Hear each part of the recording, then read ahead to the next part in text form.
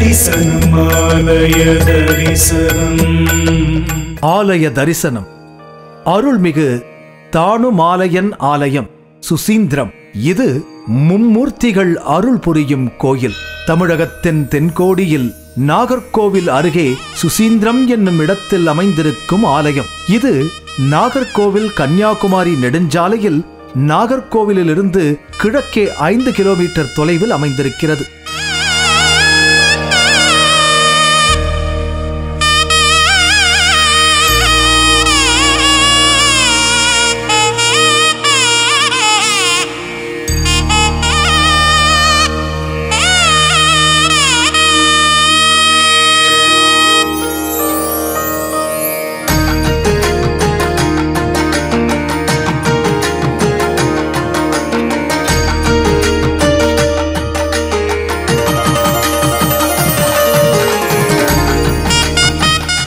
பழையாற்றின் கரையில் ஓங்கி உயர்ந்த அடுக்கு கோபுரத்துடன் தானுமாலயன் ஆலயம் காட்சி தருகின்றது. தானு சிவன், மால் விஷ்ணு, அயன் பிரம்மா, இம்மூவரும் ஒருவரோடு ஒருவர் பின்னிப் பிணைந்துள்ள ஒருவரே தானுமாலயன் என்பது தெளிந்த கருத்து.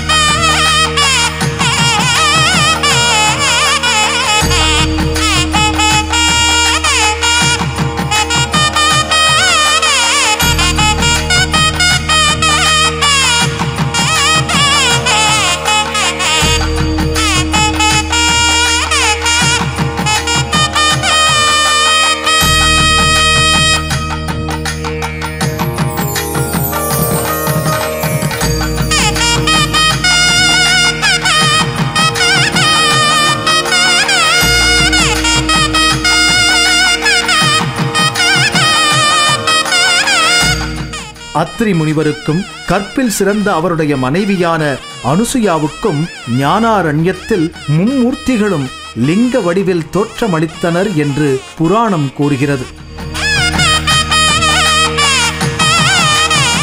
இந்த திருக்கோவிலின் திருக்கோபுரம் 7 அடுக்கு கொண்டது. தொலைவிலிருந்தே நம்மை வரவேற்கும் இந்த கோபுரம் ஏராளமான சிற்ப வேலைப்பாடுகள் நிறைந்தது. பச்சிலை சாறுகளைக் கொண்டு ராமாயணம், மகாபாரத கதைகள் கண்ணை கவரும் வண்ணம் ஓவியங்களாக தீட்டப்பட்டுள்ளது.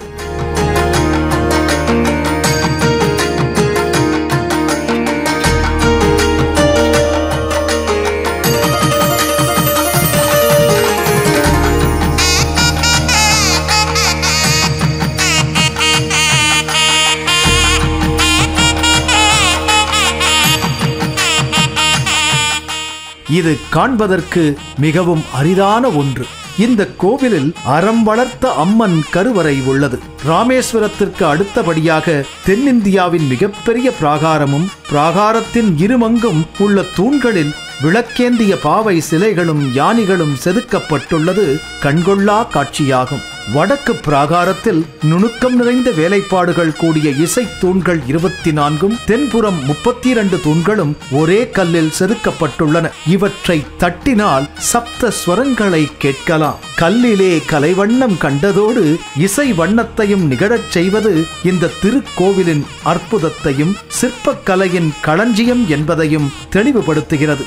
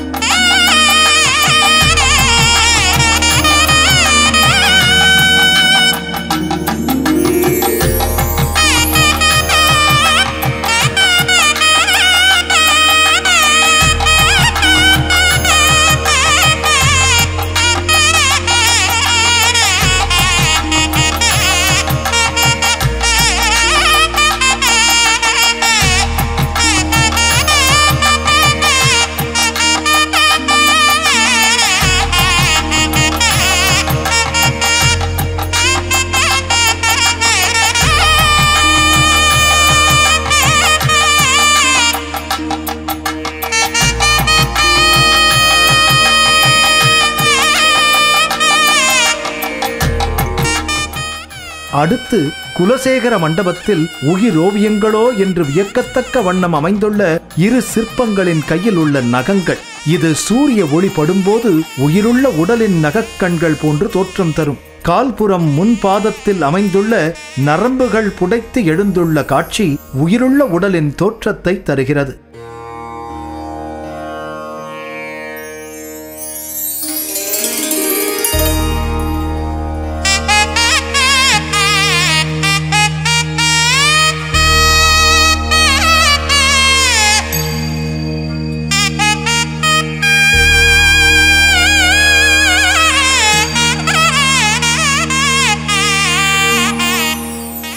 இந்த திருக்கோவிலில் திருமால் சிவன் இருவருக்கும் தனித்தனி கொடிமரங்கள் உண்டு. திருவிழாக்களும் சிறப்பாக நடைபெறுகின்றன.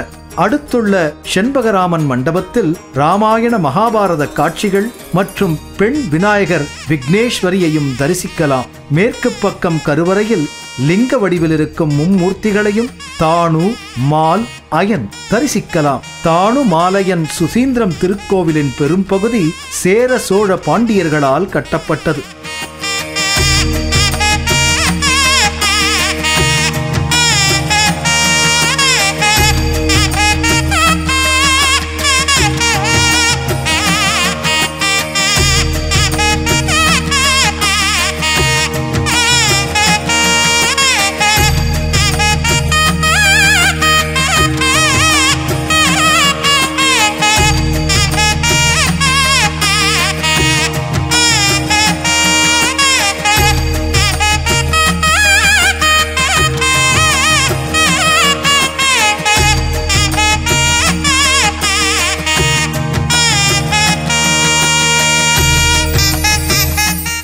இங்கு அமைந்திருக்கும் கொன்றையடி சன்னதி மிகவும் புராதனமானது. இங்குள்ள கொன்றை மரம் சுமார் 2000 ஆண்டுகளுக்கு முற்பட்டதாக கூறப்படுகிறது. மண்டபங்கள் பலவும் நாயக்க மன்னர் காலத்தில் கட்டப்பட்டவை ஆகும்.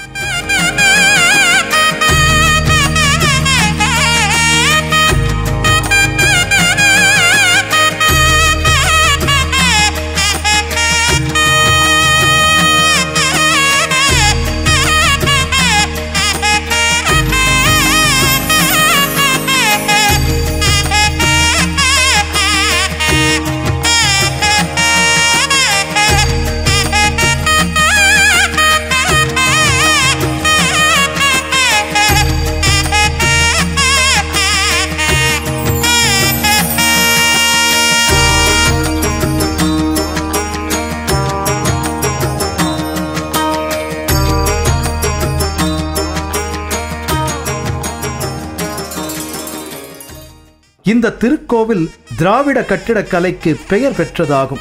இதன் புராண பின்னணியை பார்க்கலாம். ஒரு சமயம் கற்பில் சிறந்தவர்கள் யார் என்று முப்பெரும் தேவியரிடையே ஒரு போட்டி நிலவியது. மும்மூர்த்திகளும் அவர்களுக்கு ஒரு பாடம் புகட்ட எண்ணுகிறார்கள்.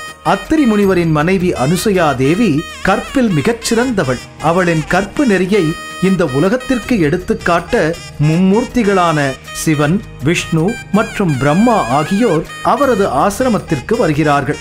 முதியவர்கள் வேடத்தில் ஆசிரமம் வந்த மும்மூர்த்திகளும் அவள் பிறந்த மேனியாக அமுது படைக்க வேண்டும் என்று கேட்கிறார்கள். ஒரு கணம் யோசிக்கும் அனுசயா தன் கற்பின் மகிமையால் அவர்கள் மூவரையும் சிறு குழந்தைகளாக்கி அமுது ஊட்டுகிறாள். பிறகு அவர்களை தொட்டிலிட்டு தாளாட்டுகிறாள். தங்களின் தவறை உணர்ந்த முப்பெரும் தேவியர்கள் அவளை வேண்டி வணங்கி நிற்க பின்னர் அவர்கள் விருப்பப்படி அவர்களின் கணவர்களை திரும்ப தந்ததாகவும் வரலாறு உள்ளது. இந்த நிகழ்வை நினைவூட்டும் வகையில் மும்மூர்த்தியும் ஒரு மூர்த்தியாய் தானு மாலயன் என்னும் பெயர் தாங்கி சுசீந்திரம் கோயில் கட்டப்பட்டது. கொன்றை மரத்தடியில் அமைந்த சன்னதியில் மும்மூர்த்திகளையும் ஒரு சேர வணங்குவதற்கு இறைவன் வாய்ப்பளித்துள்ள இடம் சுசீந்திரம். இந்த பெருமை வேறு எந்த திருக்கோவிலுக்கும் இல்லாத சிறப்பாகும்.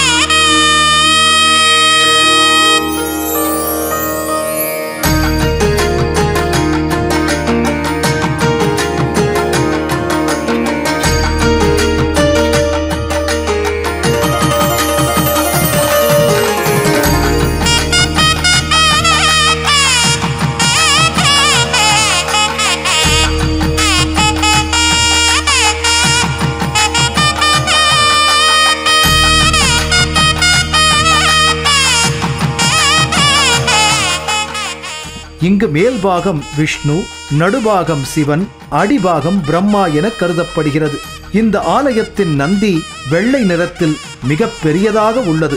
இந்த நந்தியின் உயரம் 12 அடி, அகலம் 6 அடி, நீளம் 21 அடி ஆகும். தானுமாலயன் கோயில் அமைந்துள்ள இடம் சுசீந்திரம் என அழைக்கப்படுகிறது. சேவலாக வந்து கூவி அகலிகையை அடைய முயற்சித்த போது அகலிகையால் ஏற்பட்ட தேவேந்திரனுடைய சாபம் நீங்க தேவேந்திரன் இந்த தலத்துக்கு வந்து மும்மூர்த்திகளை ஒரே சமயத்தில் வழிபட்டு விமோசனம் பெற்ற தலம் இது.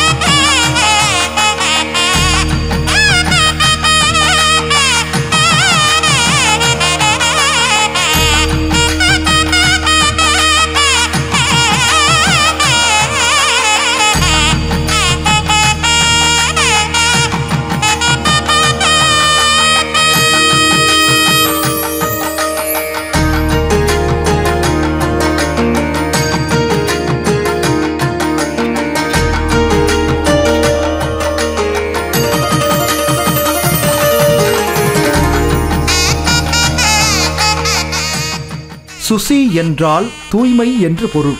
இந்திரன் இங்கு தூய்மை பெற்றதால் சுசீந்திரம் என அழைக்கப்படலாயிற்று.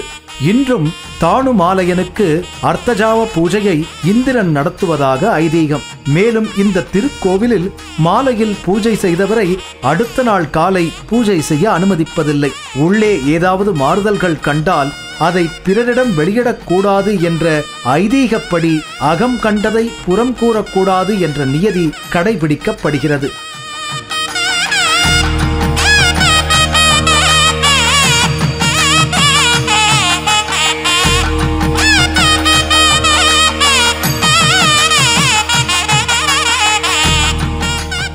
இந்த திருக்கோவிலில் வசந்தோற்சவத்தின் போது நீரால் சூழப்பட்ட இந்த மேடையில் சுசீந்திரம் பெருமான் உமையுடன் கொலுவீற்றிருப்பார்.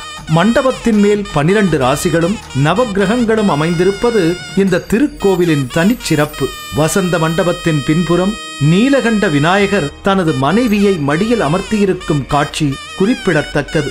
மேல்கோபுர வாயிலுக்கு நிலத்தை தோண்டும் போது அனுமன் சிலை ஒன்று கிடைத்தது. சுமார் 18 அடி உயரமுடைய இந்த சிலை 1929ஆம் ஆண்டில் ராமபிரானின் கருவறைக்கு எதிரில் இருக்கும் இடத்தில் நிறுவப்பட்டுள்ளது.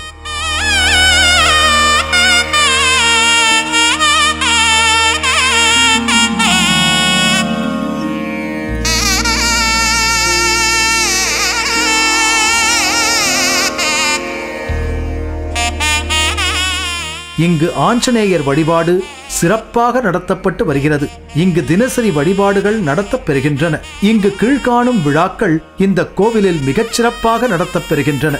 சித்திரை தெப்பத் திருவிழா 1 நாள், ஆவணி பெருநாள் திருவிழா 9 நாள், மார்கழி திருவாதிரை திருவிழா 10 நாள், மாசி திருக்கல்யாண திருவிழா 9 நாள். இந்த கோவிலின் இதர சிறப்புகள் பற்றி காணலாம். இந்த கோவில் 5400 சதுர அடி பரப்பளவில் அமைந்துள்ளது. இந்த கோயிலின் ராஜகோபுரத்தின் உயரம் 134 அடியாக இருக்கிறது. இந்த கோவிலில் கணபதியை பெண்ணுருவில் செதுக்கியுள்ள சிற்பம் உள்ளது. இதை விக்னேஸ்வரி என்று அழைக்கிறார்கள். இந்த கோவிலின் நவக்கிரகங்கள் ஒரே கல்லில் செதுக்கப்பட்டுள்ளது. இந்த நவக்கிரகங்களின் சிற்பங்கள் மேற்கூரையில் உள்ளன. அனைவரும் அவசியம் சென்று வர வேண்டிய ஆலயம். ஆலய தரிசனம் காண்போம், இறையருள் பெறுவோம்.